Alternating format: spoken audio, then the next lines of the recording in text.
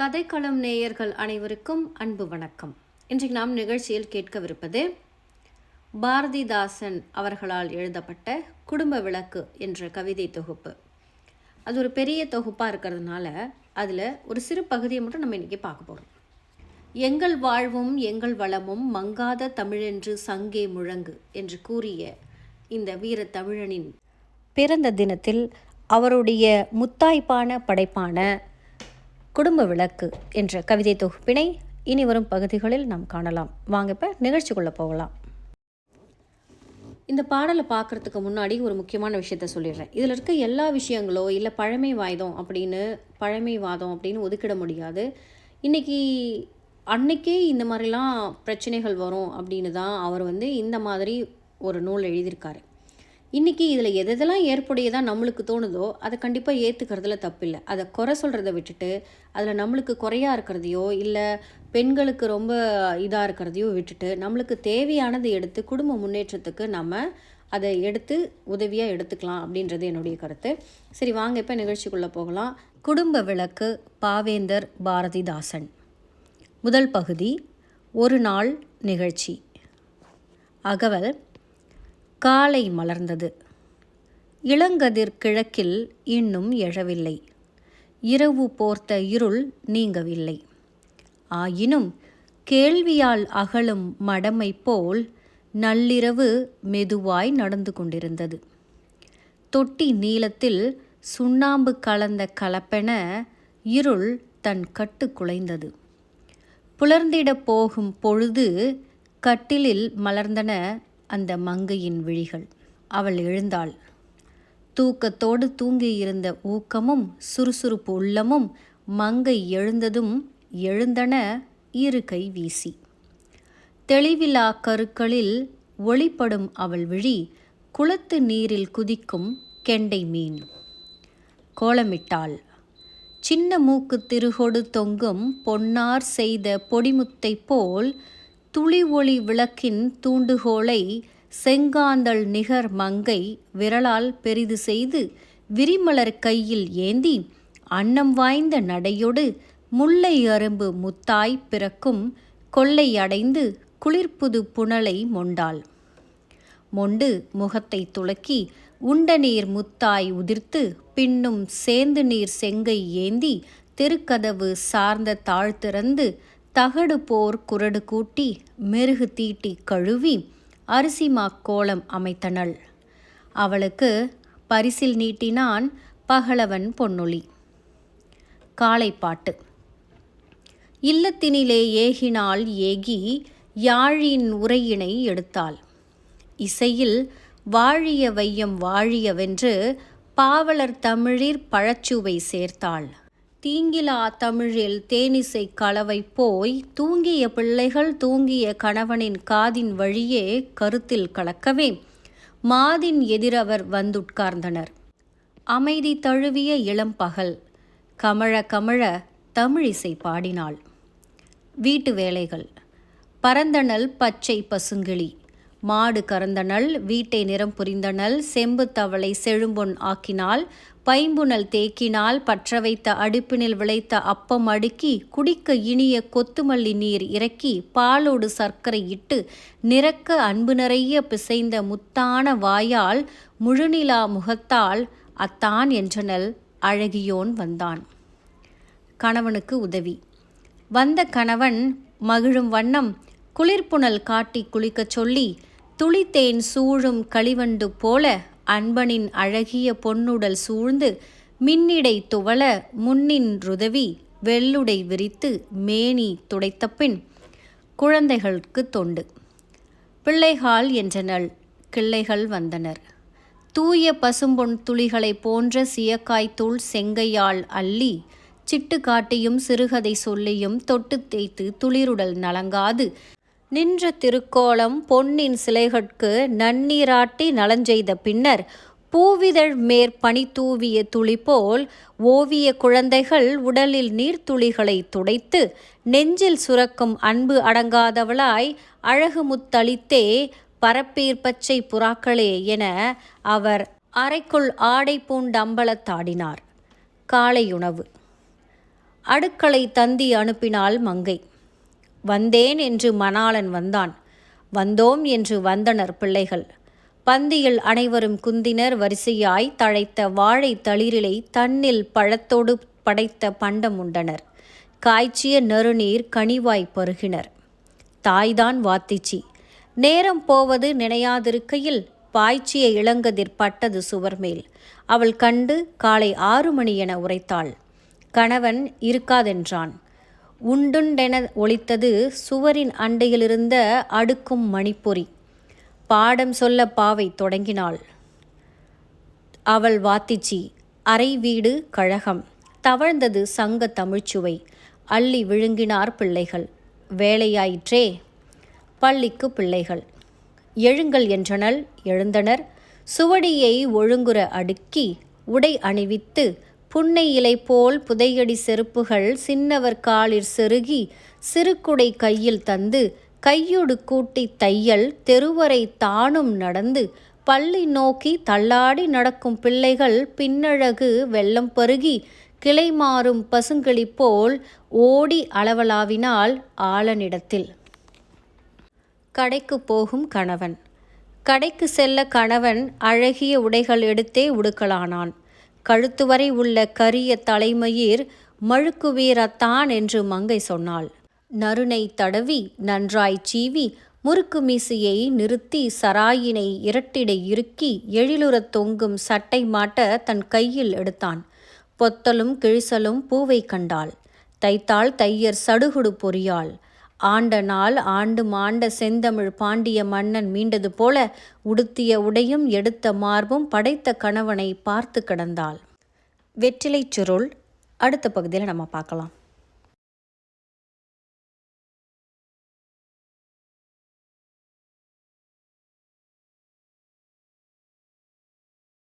இந்த குடும்ப விளக்கில் இருக்கக்கூடிய இந்த கவிதை முழுவதுமே எளிமையாக நமக்கு புரியக்கூடிய வகையில் தான் இருக்கும்.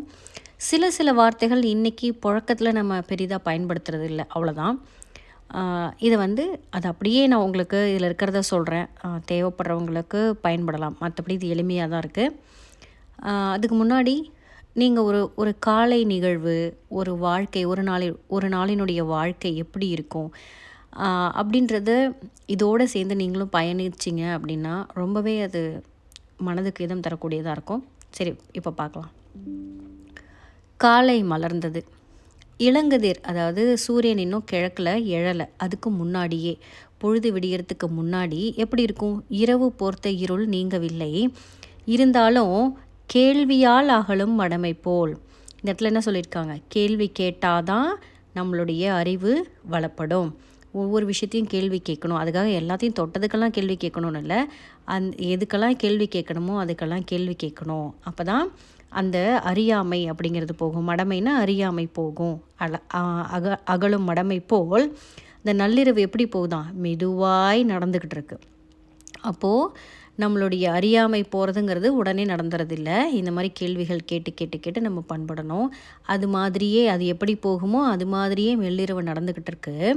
தொட்டில் நீளத்தில் இப்போ நம்மலாம் பெருசாக நம்ம வீட்டில் சுண்ணாம்பு நம்ம அடிக்கிறது இல்லை, அதனால் உங்களுக்கு தெரிஞ்சிருக்காது. அது அப்போல்லாம் எப்படி பண்ணுவாங்கன்னா, வீட்டுக்கு சுண்ணாம்பு அடிக்கணும்னா தொட்டியில் ஏன்னா சுண்ணாம்பு இல்லையா, அதனால் தொட்டி மாதிரி இதில் தான் அதை மோஸ்ட்லி பயன்படுத்துவாங்க, அதிகமாக பயன்படுத்துவாங்க. அதில் சுண்ணாம்பில் போட்டுட்டு வெறும் சுண்ணாம்பு வெள்ளை கலரில் அடிக்க மாட்டாங்க, கொஞ்சமாக அதில் நீலம் கலப்பாங்க. தொட்டி நீளத்தில் சுண்ணாம்பு கலந்த கலப்பென இருள் தன் கட்டு குலைந்தது. அந்த சுண்ணாம்பில் நீங்கள் அந்த நீளத்தை விடும்போது கொஞ்சம் கொஞ்சமாக அதனுடைய அந்த சாயம் கலக்கும் இல்லையா, அது மாதிரி இருள் தன்னுடைய கட்டு குலைஞ்சி வெள்ளையாக மாறுறதுக்கு முயற்சி செஞ்சுக்கிட்டு இருக்கு.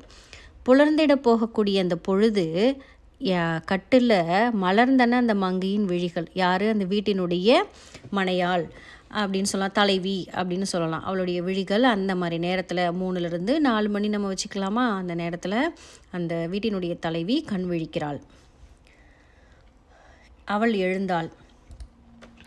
தூக்கத்தோடு தூங்கிட்டு இருந்த ஊக்கமும் சுறுசுறுப்பு உடைய அந்த உள்ளமும் அந்த மங்கை எழுந்த உடனே இரு கை வீசி எழுந்துடுச்சான். அதாவது அவள் எழும்போதே சுறுசுறுப்பாக ஆகிடுறா அப்படின்றதான் இந்த இடத்துல குறிக்கிறாங்க. தெளிவிலா கருக்களில் ஒளிப்படும் அவள் விழி. தெளிவில்லாமல் இருக்கும்போது கற்கள் எப்படி இருக்கும், நம்ம வந்து கற்கள்ங்கிறது ரொம்ப கருமையாக இல்லாமல் அது ஒரு மாதிரி மங்கலான கருமையில் இருக்கும் இல்லையா, அந்த மாதிரி கற்களில் ஒளிப்படக்கூடிய அந்த விழி எப்படி இருக்கான், குளத்து நீரில் குதிக்கும் கெண்டை மீன் மாதிரி அவ்வளோ அழகாக இருக்குது அப்படின்னு சொல்கிறாங்க. கோலமிட்டால் சின்ன மூக்கு திருகொடு தொங்கும் பொன்னார் செய்த பொடிமுத்தை போல் சின்ன துளி ஒளி விளக்கின் தூண்டுகோலை செங்காந்தல் நிகர் மங்கை விரலால் பெரிது செய்து. இது வந்து ரொம்ப நீளமாக இருக்குது, நம்ம அதை பார்த்து தான் படிக்க முடியும். சின்ன மூக்கு திருகொடு, அப்போல்லாம் வந்து பார்த்திங்கன்னா மூக்குத்தி இருக்கும், மூக்குத்தியை சுற்றி 3 முத்து மாதிரி 3 இது போட்டிருப்பாங்க, அம்மாக்கள்லாம் பார்த்திங்கன்னா போட்டிருப்பாங்க. அந்த மாதிரி பொன்னால் செய்த பொடி முத்தை போல் சின்ன சின்ன முத்தை போல் துளி ஒளி விளக்கின், அந்த ஒளி விளக்கு எரியும் இல்லையா காலையில், அந்த துளி விளக்கின் தூண்டுகோலை செங்காந்தல் நிகர் மங்கை விரலால், அவளோட கைகள் கைவிரல்லாம் எப்படி இருக்குன்னா செங்காந்தல் மலரை போல் அதுக்கு ஒப்பாக இருக்குது. செங்காந்தல் நிகர், அதுக்கு ஒப்பாக இருக்கக்கூடிய மங்கை, அதாவது அவள் எப்படி இருக்கான்றது செங்காந்தல் மாதிரி சொல்லியிருக்காங்க. மங்கை தன்னுடைய விரலால் அந்த திரியை வந்து தூண்டி விடுவாங்க இல்லையா, அதுதான் சொல்கிறாங்க. பெரிது செய்து விரிமலர் கையில் ஏந்தி, அதாவது மலர்களை கையில் ஏந்தி, அன்னம் போல் நடந்து முல்லை அரும்பு முத்தாய் பிறக்கும் கொள்ளையை அடைந்து. முல்லைன்னா என்னது, நம்மளுடைய முல்லை அரும்பு முத்து போல பூக்கக்கூடிய அந்த கொள்ளையை அடைஞ்சு, அதாவது அவங்க கொள்ளையில் மல்லிகைப்பூ இருக்குது அப்படி நம்ம புரிஞ்சுக்கலாம், மல்லிகைப்பூ செடி இருக்குது. அந்த கொள்ளையை அடைந்து, கொள்ளைனா நம்மளுடைய முன்புற வாசலை வந்து வாசல்னு சொல்லுவாங்க, பின்னாடி அதுக்கு அப்படியே பின்னாடி இருக்கக்கூடியதை கொல்லைப்புறம் அப்படின்னு சொல்கிறது உண்டு. கொள்ளையை அடைந்து குளிர்புது புனலை முண்டாள். குளிர்புது புனல்னால் என்னது, புனல்னா நீர். அங்கே வாசலில் இருக்கக்கூடிய அந்த நீர் எப்படி இருக்கும், நைட்டெல்லாம் அந்த இரவெல்லாம் வந்து பனி பெஞ்சு அது வந்து நல்ல குளிராக இருக்கும். புது புனல்னால் அன்னைக்கு இருக்கிற புது தண்ணி. குளிர் புது புனலை முண்டு முகத்தை தொலைக்கி, முகத்தை அலம்பி உண்ட நீர் முத்தாய் உதிர்த்து. அதாவது நம்ம வாய்க்கொப்பளிக்கும் போது என்ன பண்ணுவோம், வாய்க்கொப்பளிச்சுட்டு வெளில துப்போம் இல்லையா, அதை கூட இங்கே அவர் எப்படி எழுதியிருக்காருக்கா, அதை வந்து அப்படியே எழுதியிருக்காரு. எப்படி துப்புமோ முத்து முத்தாக தானே வெளியில் வருது, முத்தாய் உதிர்த்து. பின்னும் சேந்து நீர் செங்கை ஏந்தி தெருக்கதவு சார்ந்த தாழ் திறந்து. சேந்து நீர்னால் கிணத்துலேருந்து தண்ணி இறைக்கிறதுன்னு சொல்லலாம், இல்லை அந்த தொட்டியில் மொண்டதாக கூட இருக்கலாம். அந்த சேந்து நீரை கையில் செங்கை ஏந்தி, தன்னுடைய செங்கையால் ஏந்தி தெருக்கதவு சார்ந்த அந்த தாழை திறந்து தகடு போல குரடு கூட்டி மெருகு தீட்டி கழுவி. அதாவது தகடு போல் அந்த வாசலை வந்து அவ்வளோ அழகாக மெருகு தீட்டி கழுவி அரிசி கோலம் போடுறா. அவளுக்கு பரிசு நீட்டினான். அவள் கோலம் போட்டு அழகாக பண்ணியிருக்கா இல்லையா, அதுக்கு பரிசு நீட்டினானா பகலவனுடைய பொன்னொழி. காலையில் பொழுது விடிஞ்சிருச்சு. அடுத்து காலைப்பாட்டு. இல்லத்தினிலே, இல்லம்னா நம்மளுக்கு தெரியும் வீடு. இல்லத்தினிலே ஏகினால், இல்லத்துக்கு அதாவது வாசலிருந்து வீட்டுக்கு போயிட்டு, அதாவது வாசலிருந்து வீட்டுக்குள்ளே ஏறிட்டு யாழை எடுக்கிறா. யாழ் அப்படிங்கிறது நிறைய பேருக்கு, தமிழ் படிக்கிறவங்க நிறைய பேருக்கு தெரிஞ்சிருக்கும். யாழ் அப்படிங்கிறது ஒரு இசைக்கருவி. நம்ம திருவள்ளுவர் கூட யாழையும் மழலையையும் ஒன்றா ஒப்பிட்டிருப்பார் இல்லையா, அப்படிப்பட்ட அந்த யாழினுடைய உரையினை எடுத்தால் இசையில் அந்த யாழினுடைய இசையில் வாழிய வையம் வாழிய அப்படின்னு பாவலர் தமிழ் பழச்சுவை சேர்த்தாள். அந்த தமிழுக்கு பழச்சுவை மாதிரி அவளுடைய பாட்டு சேர்த்துட்டு, பாட்டிற்கு அதுக்கு ஒப்பிடுறாங்க. தீங்கிலா தமிழில் தேனிசை கலவை போய் தூங்கிய பிள்ளைகள். அதாவது இவ வந்து அவ்வளோ முத்தாய்ப்பான தூய தமிழில் பாடுறாதான் தீங்கிலா தமிழ். இப்போ நானே கூட 2-3 இடத்துல ஆங்கில வார்த்தை பயன்படுத்தியிருப்பேன். அந்த மாதிரி எந்த ஆங்கில வார்த்தையும் இல்லாமல் தூய்மையான தமிழை தேனிசை கலவையாக அவள் பாடும்போது அந்த தேனிசை போய் தூங்கிட்டுருக்காங்க இல்லையா பிள்ளைகள், அவங்க என்ன எழுந்துக்கல இல்லையா, அவங்க காதலையும் கணவனுடைய காதலையும் போய் சேருது. கலக்கவே மாதின் எதிர் அவர் வந்து உட்கார்ந்தனர். அவள் முன்னாடி இந்த பாட்டை கேட்ட உடனே அவளுடைய முன்னாடி இவங்க எல்லாரும் வந்து எழுந்து வந்து உட்கார்றாங்க. அமைதி தழுவிய இளம்பகல் கமழ கமழ தமிழிசை பாடினாள். அதாவது நீங்கள் என்ன தான் சொன்னாலும் 8 மணிக்கு அப்புறம் காலையில் ஒரு 6 மணிக்கு இருக்கிற அந்த நிசப்தமும் அந்த நேரத்தினுடைய அழகும் வார்த்தையில் வடிக்கவே முடியாது. அதுதான் இங்கே சொல்கிறாங்க, அமைதி தழுவி அந்த இளம் பகல். ஏன்னா காலையில் சூரியன் வந்துட்டார், அதனால் இளம் பகல் அப்படின்றாங்க. இளம் பகல் கமழ கமழ தமிழிசை பாடுறா அப்படின்னாரு. சரி, அடுத்து வீட்டு வேலைகள். இதுக்கப்புறம் என்ன நடக்குது? பாட்டு பாடுறா, இவங்கெல்லாம் எழுந்து வந்து உட்கார்றாங்க. அதன் பிறகு பரந்தனல் பச்சை பசுங்கிளி வேகமாக ஒரு எல்லார் வீட்லேயுமே என்ன நடக்கும் இன்றைக்கி வரைக்குமேவும் அதுதான் நடக்குது இல்லையா? காலையில் ஆனால் பரபரப்பாக இருக்கும். பறக்கிறா, மாடு கறந்தனல், வீட்டில் இருக்கக்கூடிய மாட்டினுடைய பாலை கறக்கிறா. வீட்டை நிறம் புரிந்தனல், வீட்டில் இருக்கக்கூடிய அந்த நிறம் புரிந்தனல்ன்றது மட்டும் எனக்கு புரியல. செம்பு தவளை செழும்பொன் ஆக்கினாள். காலையில் எழுந்துச்சி பாத்திரம் விளக்கும் இல்லையா? அப்போல்லாம் வந்து செம்பு பித்தளை இதை தான் வச்சுருப்பாங்க. அதை வந்து புளி போட்டு நல்ல என்ன சொல்கிறது, அதனுடைய முக்கியமான வேலையே என்னென்னா அதை பளபளன்னு கழுவுறது தான் ஒரு வீட்டினுடைய பெண்ணினுடைய ஆகச்சிறந்த பணி. அதை வந்து சும்மா கழுவி வைக்கிறது, சும்மா கழுவி வச்சிட்டோம் அப்படின்னா அந்த கற்பாக இருக்கும். அதை வந்து இங்கே வந்து நீட்டை நிறம் புரிதல்னு சொல்கிறாங்களா என்னென்னு தெரில. ஆனால் தவளை செழும்பொன் ஆக்கினால், செம்பு தவளையை செழும்பொன் மாதிரி அந்தளவுக்கு கழுவி அழகாக வச்சுருக்கா. பைம்புணல் தேக்கினால், நல்ல நல்ல தண்ணியை அதில் தேக்கி வைக்கிறாங்க, அதாவது தண்ணி பிடிக்கிறாங்க. பற்ற வச்ச அடுப்பில் விளைத்த அப்பம் அடுக்கி, அதாவது வேலை செய்ய ஆரம்பித்த உடனே பால் கறக்கிறா. பாலை கறந்துட்டு செம்பு தவளையை வந்து வீட்டை நிறம் புரிந்தனல், செம்பு தவளை செழும்பொன் ஆக்கினால், அதாவது செம்பு தவளையை நல்லா விளக்கி பொண்ணுக்கு ஒப்பாக அதை கழுவி வைக்கிறா. அதில் வந்து தண்ணி தேக்கி வைக்கிறாங்க. அதன் பிறகு பற்ற வச்ச அடுப்பில், அதாவது விளைஞ்ச அப்பம் சுடுறாங்க. காலை உணவாக அங்கே வந்து அப்பம் சுடுறாங்க. அதை வந்து அது கூட குடிக்கிறதுக்கு இனிய கொத்தமல்லி நீரை, அதாவது கொத்தமல்லி தண்ணியை அப்போல்லாம் வந்து சுக்குமல்லி டீலாம் சொல்லுவாங்கள்ல, இந்த மாதிரி கொத்தமல்லி நீர் இறக்கி அது கூட கொஞ்சமாக பால் கலந்து சர்க்கரையும் போட்டு நிறக்க அன்பு நிறைய பிசைந்த முத்தான வாயால் முழுநிலா முகத்தால் அத்தான் என்றனர். இது எல்லாத்தையும் அப்பம் அடிக்கிட்டு கையில் வந்து அந்த கொத்தமல்லி தண்ணி பால் எல்லாமே கலந்து அந்த இதையும் வச்சுக்கிட்டு முத்தான தன்னுடைய வாயால் தன்னுடைய கணவனை அத்தான் அப்படின்னு அழைக்கிறான். அழகியோன், அவனை இங்கே எப்படி தலைவனை எப்படி குறிப்பிடுறாங்க? அழகியோன் அப்படின்னு குறிப்பிட்றாங்க. அவன் வரான், இவன் அத்தான் அப்படின்னதும் தன்னுடைய கணவன் வந்து நிற்கிறான். அதன் பிறகு கணவனுக்கு உதவி செய்கிறான். வந்த கணவன் மகிழும் வண்ணம், கூப்பிட்டதும் வந்துட்டான் இல்லையா, அவன் மகிழற மாதிரி குளிர்புணல் காட்டி, குளிர்புணல் ஏற்கனவே சொன்னோம், புனல்னா நீர், அதாவது குளிர்ந்த அந்த தண்ணியை காட்டி குளிக்க சொல்லி, துளித்தேன் சூழும் களிவண்டு போல, அதாவது அந்த ஒரு துளி இருந்தால் கூட அந்த தேனை வந்து அந்த வண்டு சுற்றி வரும் இல்லையா, அது மாதிரி அன்பனின் அழகிய பொன்னுடல் சூழ்ந்து, தன்னுடைய கணவனுடைய பொன்னுடல் சூழ்ந்து சுற்றி நின்று மின்னிடை துவள, மின்னிடைன்றது தெரியும் இல்லையா, பெண்ணினுடைய இடையே இந்த இடத்துல குறிப்பிடுறாங்க. முன்னின்றுதவி, அவனுடைய முன்னாடி நின்று உதவி, வெள்ளுடை விரித்து வெள்ளை நிறத்தினுடைய துணியை விரித்து அவனோட மேனியை தொடச்சி விடுறான். இதை இந்த காலத்து கணவன்கள்லாம் வந்து இதை நினச்சி பார்த்து ஏங்கிடாதீங்க. இந்த காலத்தினுடைய பெண்கள் செய்யக்கூடிய வேலை வேறு மாதிரியானது. அவங்களுக்கு நிறைய வேலை பளு இருக்குது. இருந்தாலும் இதெல்லாம் பண்ணக்கூடாதுங்கிற விஷயத்துக்குள்ளே போகலை. அது மட்டும் இங்கே குறிப்பிட்றேன்.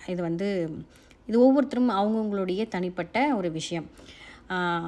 தேவையில்லாமல் கஷ்டப்பட வேணாங்கிறதுக்கு தான் இங்கே குறிப்பிட்டேன். அடுத்து வந்து குழந்தைகளுக்கு தொண்டு. பிள்ளைகள் என்றனர். பிள்ளைங்களை கூப்பிட்ட உடனே அந்த குழந்தைங்களாம் வந்துட்டனா, கிள்ளைகள் வந்தனர். அது கொஞ்சம் நடக்கிறது சாத்தியம் கம்மி தான். தூய பசும்பொன் துளிகளை போல சீயக்காய்த்தூள் செங்கையால் அள்ளி, அதாவது தூய பசும்பொன்னா என்னது? எந்த செம்பும் கலக்காத சுத்தமான பொண்ணு தான் பசும்பொன். அந்த பசும்பொன்னுடைய துளிகளை போல சீயக்காத்தூளை தன்னுடைய கையால் அள்ளி சிட்டு காட்டியும் சிறுகதை சொல்லியும், அவங்களுக்கு விளையாட்டு காமிச்சு கதை சொல்லி தொட்டு தேய்ச்சி துளிருடல்னால் அந்த குழந்தைங்க இல்லையா, அது குழந்தைங்கள வந்து துளிர் அப்படின்னு சொல்கிறோம். நம்ம இப்போ வந்து மரம் இருக்குன்னா அந்த மரத்தில் புதுசாக வரக்கூடியது என்ன சொல்கிறோம்? துளிர்னு சொல்கிறோம். அது மாதிரி அவங்க சின்ன மென்மையான உடல், அந்த துளிர் உடலை நலங்காமல் கசக்காமல் நின்ற திருக்கோலம் பொன்னனின் சிலைகளுக்கு அவங்கள வந்து நிற்க வச்சுட்டு பொன்னினுடைய சிலைகளுக்கு நன்னீராட்டி நலம் செய்த பின்னர் அவங்களோட பொண்ணுக்கு ஒப்பிடுறாரு. பொண்ணுக்கு அப்படின்னா இங்கே தங்கம், நம்ம அதை அடிக்கடி நம்ம சொல்ல மறந்துடுறோம். ஏன்னா குழந்தைங்க இருக்கிறதுனால இது அந்த பொண்ணாகவும் நம்ம எடுத்துக்கலாம்.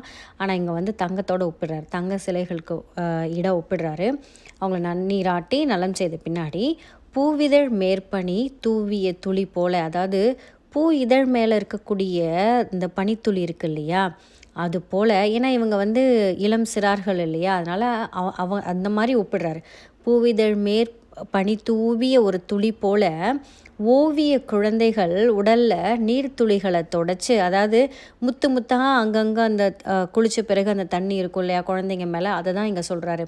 பூவிதழ் மேலே இருக்கக்கூடிய அந்த பனித்துளி போல் அந்த குழந்தைங்க மேலே இருக்க தண்ணி துளிகளை நெஞ்சில் சுரக்கும் அன்பு அடங்காதவளாய், நெஞ்சில் அவ்வளோ அன்பு அதை அடக்க முடியாமல் நம்ம கொஞ்சம் இல்லையா, நம்மளால் சில குழந்தைங்களையாக இருக்கட்டும், இல்லை நம்மளுக்கு பிடிச்ச பூனை நாய்க்குட்டி இந்த மாதிரி எதுவாக வேணால் இருக்கட்டும், நம்ம அதை கொஞ்சம் போது அன்பு அந்த அடங்கு பத்தாது. அந்த மாதிரி அடங்காதவளாய் அழகு முத்தளித்தே, அதாவது முத்தம் கொடுத்து பரப்பீர் பச்சை புறாக்களே என அவர் அறைக்குள் ஆடை பூண்டம்பலத்தாடினர். நீங்கள் பறங்க அப்படின்னு சொல்லி, பச்சை புறாக்களே நீங்கள் பறங்க அப்படின்னு சொல்லிட்டு அப்படி சொன்ன உடனே குழந்தைங்க எல்லாரும் அவங்க அறைக்குள்ளே போயிட்டு ஆடை பூண்டுனா தங்களுடைய ஆடைகளை அணிந்து அம்பலத்தாடினர், மகிழ்ச்சியாக ஆடினாங்க. குழந்தைங்க எப்பவுமே குளித்த உடனே 2 பேரும் சேர்ந்துட்டு விளையாடுவாங்க இல்லையா, அதை தான் இங்கே சொல்லியிருக்காரு, அம்பலத்தாடினர். அடுத்ததாக காலை உணவு. அடுக்களை தந்தி அனுப்பினால் மங்கை, அதாவது அடுக்கலையிலேருந்து கணவனுக்கு செய்தி அனுப்புகிறா, அடுக்கலைக்கு வாங்க அப்படின்னு. இந்த இடத்துல ஏன் அடுக்கலை தந்தி அனுப்பினால் அப்படின்றது இருக்குன்னா, தந்தியில் எப்பவுமே வந்துட்டு விரிவாக சொல்ல மாட்டாங்க. ஒரு வார்த்தை 2 வார்த்தை அந்த மாதிரி 3 வார்த்தை இந்த மாதிரி வார்த்தைகள் தான் குறிப்பிடுவாங்க. ஏன்னா ஒவ்வொரு வார்த்தைக்கும் அதுக்கு வந்து நம்ம வந்து பணம் தரணும், பணம் கட்டணும். அதனால் வார்த்தையாக தான் குறிப்பிடுவாங்க. அதனால் இங்கேருந்து அடுக்கலை அப்படின்னு அவள் தந்தி அனுப்பினதுமே, சின்னதாக அந்த அடுக்கலைன்னு சொன்னதுமே, வந்தேன் என்று மணாளன் உடனே வந்துட்டான். வந்தோம் என்று வந்தனர் பிள்ளைகள், குழந்தைங்களும் வந்துட்டாங்க, நாங்கள் வந்துட்டோம் அப்படின்னு. பந்தியில் அனைவரும் குந்தினர், இதான் தமிழ் வார்த்தை வந்து குந்தினர், வந்து அமர்ந்து வரிசையாக தழைத்த வாழை தளிரிலை, அதாவது தளிரிலைனா இந்த இடத்துல நம்ம துளிர் பார்க்குறோம், தளிர் பார்க்குறோம். வாழை இலையிலேயே வந்து நீங்கள் பாருங்கள், அந்த நுனி இலைன்னு சொல்லுவாங்க, அது வந்து ஒரு இளம் பச்சை கலரில் இருக்கும். கொஞ்சம் அதுக்கு பின்னாடி இருக்கிறது இல்லை முத்தினால கரும்பச்சை கலரில் இருக்கும். தளிர் இல்லைன்னா ரொம்ப அது பார்த்தாலே உங்களுக்கு தெரியும், ரொம்ப மெலிசாக ரொம்ப அப்படியே சுருண்டுக்கிட்டு அப்படி இருக்கும். அதுதான் தளிர் இலை. இதை சொல்லும் போதே எனக்கு வந்து அதில் சாப்பிடணும் போல் இருக்குது, அந்தளவுக்கு அந்த ஞாபகம் வந்துடுச்சு. அந்த இளந்தளிர் வாழை இலையை விரித்து பழத்தோடு சேர்ந்து படைத்த பண்டம் உண்டனர். என்ன வந்து அந்த அம்மா சமைச்சாங்களோ, தலைவி சமைச்சாங்களோ அதை உண்டனர். காய்ச்சிய நறுநீர் கனிவாய் பருகினர், காய்ச்சி அந்த நறுநீரை இனிமையாக நினச்சி கனிவாய் பருகினர். தாய் தான் வாத்திச்சி, அதாவது தாய் தான் வாத்தியார், டீச்சர் அப்படின்னு நம்ம இங்கே எடுத்துக்கலாம். நேரம் போவது நினையாதிருக்கையில், நேரம் போகிறதே தெரியாது இருக்கிறப்போ பாய்ச்சிய இளங்கதிர் பட்டது சுவர் மேல். என்ன நேரம் அப்படின்னே தெரியல, ஏன்னா இவங்க இளங்காலையிலே எழுந்துட்டாங்க, மணி என்னன்னு தெரியல. அவள் அதை பார்த்துட்டு 6 மணி அப்படின்னு சொல்கிறா தலைவி. கணவன் இருக்காது அப்படின்னு சொல்கிறாரு. உண்டுண்டு ஒழித்தது சுவரின் அண்டையில் இருந்த அடுக்கும் மணிப்பொறி, அதாவது சுவருக்கு அருகில் இருக்கிற அந்த கடிகாரம் வந்துட்டு 6 தான் அப்படின்னு சொல்லுது. அப்போ எந்த காலத்துலையுமே இந்த தலைவி சொல்கிறது ஒத்துக்கிறதே இல்லை போல இருக்குது. பாடம் சொல்ல பாவை தொடங்கினாள். உடனே அவள் குழந்தைங்களுக்கு பாடம் சொல்லிக் கொடுக்க ஆரம்பிச்சிட்டா. அவள் வாத்திச்சி, அவள் தான் வாத்தியார். அரை வீடு கழகம், அரை வீடு தான் வந்து கழகம், அதாவது எல்லாரும் சேர்ந்த ஒரு கழகம். தவழ்ந்தது சங்க தமிழ்ச்சுவை, அங்கே வந்து தமிழ் பாடம் எடுத்துக்கிட்டு இருக்கா அப்படிங்கிறது நம்மளுக்கு புரியுது. அள்ளி விழுங்கினர் பிள்ளைகள், அதை குழந்தைங்களும் அதை நல்லா படித்தாங்க. வேலையாயிற்றே, டைம் ஆயிடுச்சு, நேரம் ஆயிடுச்சு அப்படின்னு சொல்கிறாங்க. அதுக்கப்புறம் பள்ளிக்கு பிள்ளைகள் எழுங்கள் என்றனல், எழுந்தனர். அவன் வந்து உடனே சரி நேரமாயிடுச்சு எழுந்துருங்க அப்படின்னு சொன்ன உடனே எழுந்துடுறாங்க. சுவடியை ஒழுங்குற அடுக்கி, அவங்க சுவடியில் படிக்கிறாங்க அந்த காலம் இல்லையா, அதனால் சுவடியில் படிக்கிறத இங்கே குறிப்பிட்டிருக்காங்க. அந்த சுவடியெல்லாம் சரியாக அடுக்கி உடை அணிவித்து புன்னை இலை போல் புதையடி செருப்புகள், புன்னை இலை மாதிரி இருக்கக்கூடிய அந்த பஞ்சு போல் இருக்கிற செருப்புகளை சின்னவர் காலில் செருகி சிறு குடை கையில் தந்து, கையில் குடையை தந்து கையோடு கூட்டி தையல் தெருவரை தானும் நடந்து, அதாவது அந்த புன்னை இலை போன்று இருக்கக்கூடிய அந்த செருப்பை வந்து சின்ன குழந்தைங்க காலில் செருகி கையோடு கூட்டி தையல்னா பெண் இல்லையா, பெண்ணுன்ற அர்த்தம் வரும் இல்லையா. அந்த தலைவி என்ன பண்ணுறா, அந்த குழந்தைங்கள கையோட கூட்டிக்கிட்டு வந்து தெரு வரைக்கு தானும் நடந்து வந்து பள்ளி நோக்கி தள்ளாடி நடக்கும் பிள்ளைகள் பின்னழகு வெள்ளம் பருகி கிளைமாறும் பசுங்களி போல ஓடி அளவலாவினால் ஆளனிடத்தில். பள்ளியை நோக்கி குழந்தைங்க தள்ளாடி நடக்கிறத அவங்களோட பின்னாடி இருந்து அந்த பின்னழகை ரசிச்சுட்டு, வெள்ளம் பருகி கிளை மாறும் பசுங்கிளி போல, அதாவது தண்ணி குடிச்சிட்டு உடனடியாக அந்த இளைப்பாற அந்த தண்ணி குடித்ததுமே ஒரு ஒரு ஓடினதுக்கு அப்புறமோ இல்லை தேவையானதுக்கு அப்புறமோ தண்ணி குடித்ததுக்கப்புறம் ஒரு உணர்வு வரும் இல்லையா, அந்த உணர்வு போல் உடனே அதுக்கடுத்து என்ன பண்ணணும், அதாவது வெள்ளம் பருகி கிளை மாறும், அடுத்தது தண்ணி குடித்த உடனே கிளை மாறும் பசுங்கிளி போல ஓடி வேகமாக ஓடி அளவலாவினால் ஆளனிடத்தில், யார்கிட்ட, தலைவன்கிட்ட. அளவலாவினால்னா பேசி உடனே இங்கேருந்து இந்த குழந்தைங்களோட அழகை ரசிச்சுட்டு குழந்தைங்கள பள்ளிக்கு அனுப்பிச்சிட்டு அவங்க நடந்து போகிற அந்த அழகை ரசிச்சுட்டு உடனே என்ன ஞாபகம் வரும், ஐயோ வீட்டுக்குள்ளே கணவர் இருக்காரே, அவருக்கு ஏதாவது தேவைப்படுமா அப்படிங்கிற ஒரு எண்ணத்தில் உடனே பசுங்கிளி மாதிரி ஓடி போய் தன்னோட தலைவன்கிட்ட பேசிகிட்டு இருக்கான். என்ன பேசுகிறா, கடைக்கு போகும் கணவன். கடைக்கு செல்லக்கூடிய கணவன் அழகிய உடைகள் எடுத்தே உடுக்கலானான். அங்கே இருக்கக்கூடிய அழகிய உடையை எடுத்து உடுக்கிறதுக்கு போகிறான். கழுத்து வரை உள்ள கரிய தலைமயிர் மழுக்கு வீரத்தான் என்று மங்கை சொன்னார். கழுத்து வரைக்கும் முடி வளர்ந்துருச்சு, அதை கொஞ்சம் வெட்டி பராமரிக்கலாம் இல்லையா, அதை சரி பண்ணலாம் இல்லையா அப்படின்னு அத்தான் அப்படின்னு சொல்கிறான். நறுனை தடவி நன்றாய் சீவி முறுக்கு மீசியை நிறுத்தி சராயினை இரட்டிடை இறுக்கி எழிலுறத் தொங்கும் சட்டை மாட்ட தன் கையில் எடுத்தான். அதாவது முறுக்கு மீசையை முறுக்குவாங்கன்னு சொல்லுவாங்க இல்லையா, முறுக்கு மீசையை முறுக்கி நிறுத்திட்டு சராயினை இட்டிடை இறுக்கி, சராய் அப்படின்னா வேற ஒன்றும் இல்லைங்க, சொரான்னு சொல்லுவாங்க. அப்போது சுறான்னு சொல்லுவாங்க. பேண்ட் தான் வந்துட்டு இங்கே சராயினைன்னு சொல்கிறாங்க. இட்டிடை இறுக்கி அதை வந்து இடுப்பில் போட்டு இறுக்கிட்டு எழிலுற தொங்கும் அந்த சட்டையை மாற்றத்துக்கு தன் கையில் எடுக்கிறான். பொத்தலும் கிழிசலும் பூவை கண்டால், அது கிழிஞ்சிருக்கிறத உடனே தலைவி பார்க்குறா. தைத்தால் தையர் சடுகுடு பொறியால், உடனே வந்துட்டு சடுகுடு பொறியால் தையல் இயந்திரத்தில் வச்சு உடனே தச்சு அதை சரி பண்ணி தரா. அதை போட்டுக்கிட்ட மன்னன்னா அவளுடைய தலைவன் எப்படி இருக்கான், கணவன் எப்படி இருக்கான் அப்படின்னா, ஆண்ட நாள் ஆண்டு மாண்ட செந்தமிழ் பாண்டிய மன்னன் மீண்டது போல், அதாவது நீண்ட காலம் ஆட்சி புரிஞ்சு அவன் வந்து மாண்டு போயிடுறான், இறந்து போயிடுறான். ஆனால் திரும்ப வந்து அந்த பாண்டிய மன்னன் மீண்டு வந்தால் எப்படி இருக்குமோ அப்படி இருக்கான் தன்னுடைய கணவன். இந்த உடுத்திய உடையும் எடுத்த மார்பும் படைத்த கணவனை பார்த்து கடந்தாள். அந்த மாதிரி மீண்டு வந்தது போல் இருக்குதான் தன்னுடைய கணவனை பார்க்கும்போது. அதை பார்த்து மெய் மறந்து இருக்கா. அடுத்து வெற்றிலை சுருள். இத்துடன் இந்த பதிவு நிறைவு பெறுகிறது. வெற்றிலை சுருள் அப்படிங்கிற தலைப்பிலிருந்து அடுத்த பகுதியில் பார்க்கலாம். அதுவரை உங்களிடமிருந்து விடைபெறுவது காயத்ரி இளையராஜா. நன்றி, வணக்கம், வாழ்க வளமுடன்.